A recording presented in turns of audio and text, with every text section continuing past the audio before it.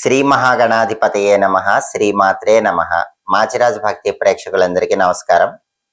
August 17వ తేదీ నవగ్రహాల్లో సూర్యుడు కర్కాటక రాశిలో నుంచి సింహరాశిలోకి మారుతున్నాడు. అంటే సూర్యుడి సింహ సంక్రమణం జరుగుతోంది.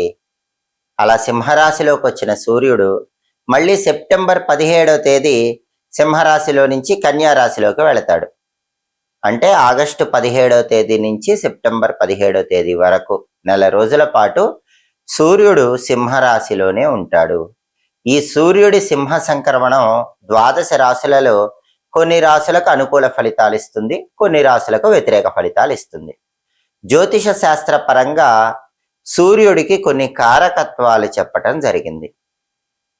నవగ్రహాలలో సూర్యుడు ఉద్యోగంలో ప్రమోషన్లను కలిగింపజేస్తాడు. సూర్యుడు అనుగ్రహిస్తే ప్రమోషన్లు వస్తాయి, సూర్యుడి అనుగ్రహం లేకపోతే ప్రమోషన్లు ఆలస్యం అవుతాయి. అలాగే సూర్యుడి బలం ఉంటే రాజకీయాల్లో పదవులు వస్తాయి, సూర్యుడి బలం లేకపోతే రాజకీయాల్లో పదవి భ్రష్టత్వం ఏర్పడుతుంది. సూర్యుడు యోగిస్తే వ్యవసాయ రంగంలో విశేషమైన లాభాలు వస్తాయి, సూర్యుడు యోగించకపోతే వ్యవసాయంలో నష్టాలు వస్తాయి. రవి బలం ఉంటే తండ్రితో అనుకూలత పెరుగుతుంది, తండ్రి తరపు ఆస్తులు తొందరగా వస్తాయి. రవి బలం లేకపోతే తండ్రితో వ్యతిరేకత పెరుగుతుంది, తండ్రితో గొడవలు ఎక్కువ వస్తాయి, తండ్రి తరపు ఆస్తులు రావటం ఆలస్యం అవుతుంది, తండ్రి తరపు బంధువులతో కూడా గొడవలు ఎక్కువగా వస్తూ ఉంటాయి. సూర్యుడి సంచారంలో మార్పు యోగిస్తే ఆరోగ్యం బ్రహ్మాండంగా ఉంటుంది, అనారోగ్యాలు తొలగిపోతాయి. సూర్యుడి సంచారం యోగించకపోతే ఆరోగ్య సమస్యలు వస్తూ ఉంటాయి. కాబట్టి ప్రమోషన్లకి, రాజకీయాలకి, తండ్రికి సంబంధించిన విషయాలకి, వ్యవసాయ రంగానికి, ఆరోగ్యానికి, వీటన్నిటికీ కూడా సూర్యుడు ప్రాతినిధ్యం వహిస్తాడు. సమాజంలో పరపతి, హోదా, గౌరవము, వీటన్నిటికీ కూడా సూర్యుడు ప్రాతినిధ్యం వహిస్తాడు. వీటిని కారకత్వాలు అంటారు. సూర్యుడు కర్కాటక రాశిలో నుంచి సింహరాశిలోకి రావటం, సూర్యుడి సింహ సంక్రమణం జరగటం అనేది 12 రాశుల వారి మీద ఈ కారకత్వాల పరంగా ప్రభావం చూపిస్తుంది. అయితే ఏ రాశులకు యోగిస్తుంది, ఏ రాశులకు యోగించదు అని ఎలా తెలుస్తుందంటే, జ్యోతిష శాస్త్రంలో గోచార గ్రంథాలని కొన్ని గ్రంథాలు ఉన్నాయి. వాటిలో గోచార దర్శిని అని ఒక గ్రంథం ఉంది. ఈ గోచార దర్శిని ఏం చెప్తుందంటే, ఎప్పుడైనా సరే మన జన్మరాశి నుంచి చూసుకున్నప్పుడు సూర్యుడు 3వ రాశిలో కానీ, 6వ రాశిలో కానీ, 10వ రాశిలో కానీ, 11వ రాశిలో కానీ ఉంటే యోగిస్తాడు. ఈ రాశుల్లో కాకుండా మిగిలిన రాశుల్లో ఉంటే యోగించడని గోచార దర్శిని అనే గ్రంథంలో చెప్పారు.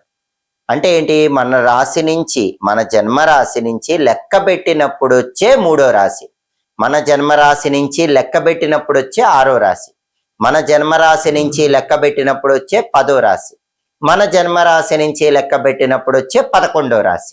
వాటిల్లో సూర్యుడు ఉంటే ఆ సూర్యుడి సంచారం అద్భుతంగా యోగిస్తుంది. అలా లెక్క పెట్టేటప్పుడు మన జన్మరాశిని మొదటి రాశిగా తీసుకొని లెక్క పెట్టుకోవాలి.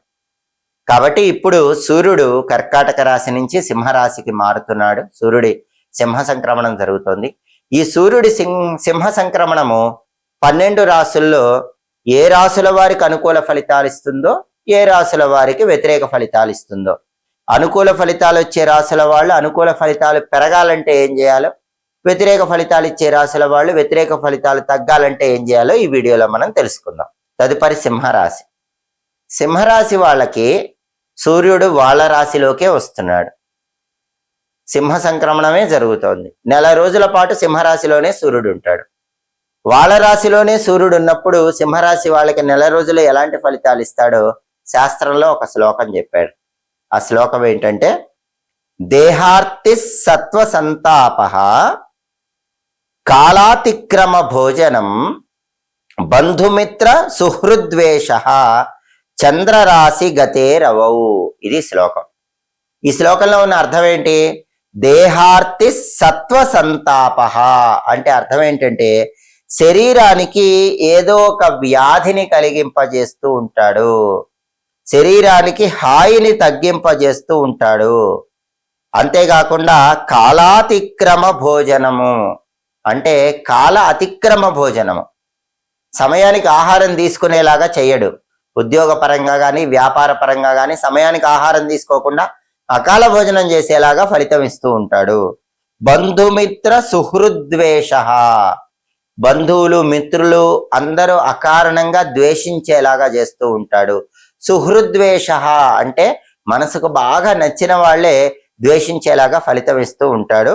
చంద్రరాశి గతే రవవు. చంద్రరాశి గతే అంటే జన్మించినప్పుడు చంద్రుడు ఏ రాశిలో ఉంటే అది మన జన్మరాశి అవుతుంది.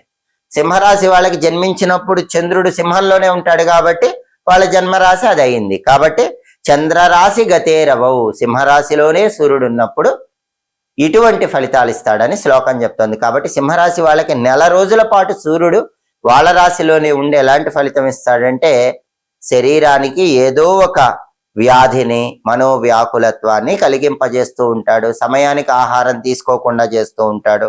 బంధుమిత్రులతో మనస్సుకు బాగా దగ్గరైన వాళ్ళతో గొడవలయ్యేలాగా చేస్తూ ఉంటాడు.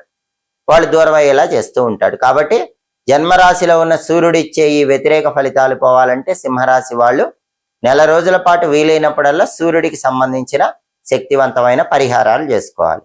ఆగస్టు 17వ తేదీ నవగ్రహాలలో సూర్యుడు కర్కాటక రాశిలో నుంచి సింహరాశిలోకి మారటం వల్ల, సూర్యుడి సింహ సంక్రమణం జరగటం వల్ల 12 రాశుల్లో కొన్ని రాశులకి సూర్యుడు అనుకూల ఫలితాలు ఇస్తాడు, కొన్ని రాశులకు వ్యతిరేక ఫలితాలు ఇస్తాడు. మళ్ళీ సెప్టెంబర్ 17వ తేదీ సూర్యుడు సింహరాశిలో నుంచి కన్యా రాశిలోకి మారతాడు. అంటే ఆగస్టు 17 నుంచి సెప్టెంబర్ 17 వరకు నెల రోజుల పాటు సూర్యుడు సింహరాశిలోనే ఉంటాడు. ఈ సూర్యుడి సింహ సంక్రమణం 12 రాశులలో కొన్ని రాశులకు అనుకూల ఫలితాలు, కొన్ని రాశులకు వ్యతిరేక ఫలితాలు ఇచ్చినప్పటికీ అనుకూల ఫలితాలు రెట్టింపు చేసుకోవటానికి, వ్యతిరేక ఫలితాలు తగ్గింపజేసుకోవటానికి 12 రాశుల వాళ్ళు సూర్యుడికి సంబంధించిన కొన్ని సులభమైన శక్తివంతమైన పరిహారాలు పాటించాలి. వాటిలో ముఖ్యమైన పరిహారం ఏంటంటే ఈ ఆగస్టు 17 నుంచి సెప్టెంబర్ 17వ తేదీ మధ్యలో వచ్చే ఆదివారాలు సూర్యుడికి సంబంధించిన ధ్యాన శ్లోకాన్ని 6 సార్లు చదువుకోండి. జపాకుసుమ సంకాశం కాశ్యపేయం మహాద్యుతిం తమోరిం సర్వపాపఘ్నం ప్రణతోస్మి దివాకరం. ఇది అందరికీ తెలిసిన శ్లోకమే.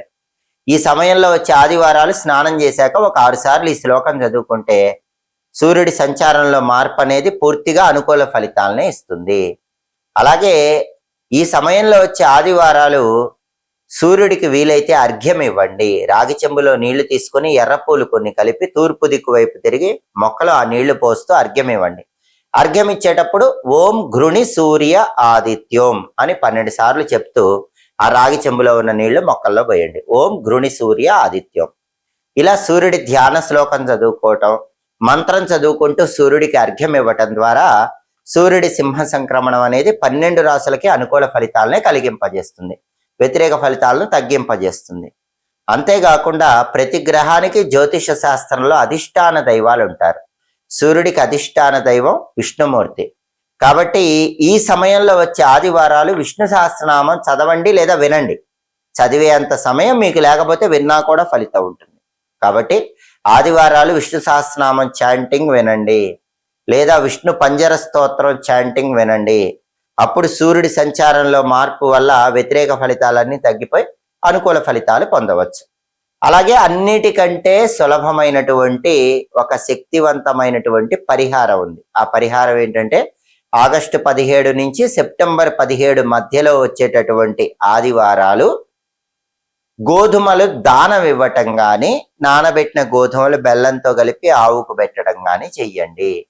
అది కూడా చేయలేకపోతే పని మీద బయటికి వెళ్ళేటప్పుడు బెల్లం ముక్క నోట్లో వేసుకొని నవ్వులుతూ వెళ్ళండి. ఎందుకంటే ఇది సులభమైన పరిహారం. సూర్యుడికి ప్రీతికరమైంది బెల్లం. సూర్యుడికి ఇష్టమైన ఆహార పదార్థం తిన్నా కూడా సూర్యుడి అనుగ్రహం కలుగుతుందని జ్యోతిష గ్రంథాల్లో చెప్పారు. కాబట్టి చిన్న పరిహారమైనా చేసుకోండి. వీటిలో ఏ పరిహారాలు పాటించినా కూడా సూర్యుడి సింహ సంక్రమణం అనుకూల ఫలితాలను పెంచుతుంది, వ్యతిరేక ఫలితాలను తగ్గింపజేస్తుంది. ఎప్పటికప్పుడు జ్యోతిష శాస్త్ర పరంగా ఖగోళంలో గ్రహాల సంచారంలో మార్పు వచ్చినప్పుడు ఆ మార్పు 12 రాశుల మీద ఎలాంటి ఫలితాలను కలిగింపజేస్తుందో తెలుసుకోవాలంటే మాచిరాజ్ భక్తి ఛానల్ తప్పకుండా చూడండి. ఆ ఫలితాలు పూర్తిగా అనుకూలంగా మార్చుకోవటానికి ఎలాంటి సులభమైన పరిహారాలు చేసుకోవాలో తెలుసుకోవాలన్నా కూడా మా ఛానల్ తప్పకుండా చూడండి. మా వీడియోస్ మీకు నచ్చినట్లయితే మా ఛానల్ లైక్ చేయండి, కామెంట్ చేయండి. మా ఛానల్ వీడియోస్ 10 మంది మిత్రులకు షేర్ చేయండి. మా ఛానల్ సబ్స్క్రైబ్ చేసుకోండి. సర్వే జనాః సుఖినో భవంతు. స్వస్తి.